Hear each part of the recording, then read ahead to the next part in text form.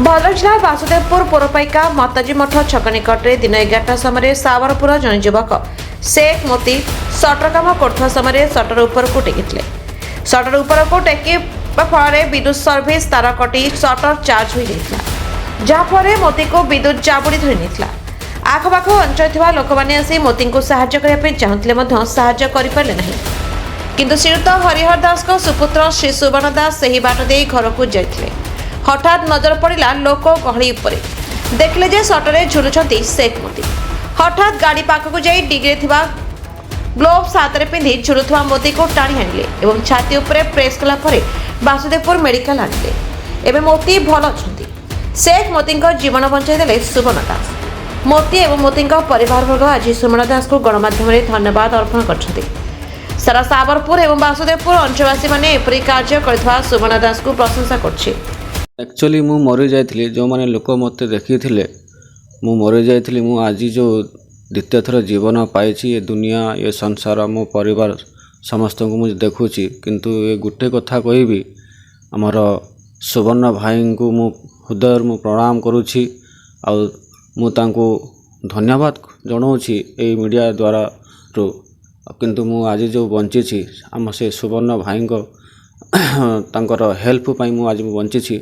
कथा कौन कि गतकाली मु सटर काम करी सटर फिटिंग कर सारा पर से सटर उपर गोटे सर्विस तार जाइथिला आ से मुझे सटरटा बन सारिकी ताको मु टेकिली ऊपर को से समय से ऊपर तारटा गुड़ी होगी कटिगला। मु जानी पार्लिनी से समय मु पूरा सटर धरिक मु चार्जर पड़ जाइली आ चार्जर पूरा लगे थी आउ से समय लोक मैंने मत हेल्प करने चाहते कई कहा मनरे किसी ये नाई कि मत केमी बंचेबे।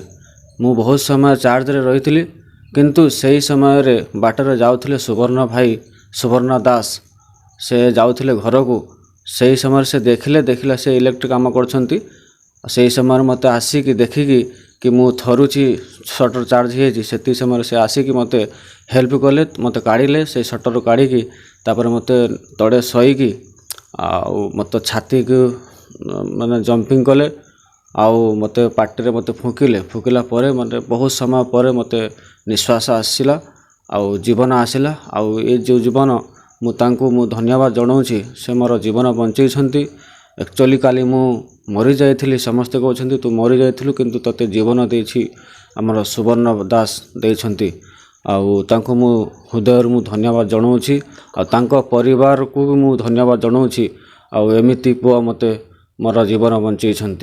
एति कहीकि मु मीडिया द्वारा मु समस्त को जनाऊँगी भाई मानू जी न्यूज देखुं समस्त को मु धन्यवाद जनाऊँगी कि आमर जो सुवर्ण भाई मते जीवन बंचई आ मु तांको परिवार आ तांको जोंटी भी से रहउछंती भगवान तांको भल रखंतु आ तांको परिवार खूब भल रहू मुझे प्रार्थना करछि भगवान रु। आ से मोर माने बहुत बड़ मोर माने जीवनटा बंचई एटा सबुठ माने बहुत माने बड़ कथा मु भावुछि। मु मरिबा लोक को मते से बंचई तांको मु जीवन सारा मु तांको मु ए हेल्पटा मु भूली पारिबि नाही। बंचई थिला किंतु काली मते सुवर्ण दास मते आउ थरे मते जीवन देइछंती पुनर्जन्म मते से देइछंती मु तांको मु सैल्यूट करूछि हृदय सैल्यूट करूछि आ तांको घर परिवार समस्ते भलरे चढ़ांतु। भद्रक जिला Vasudevpur block Sheikh Sheikh Qadri report the Republic Odisha 24 news.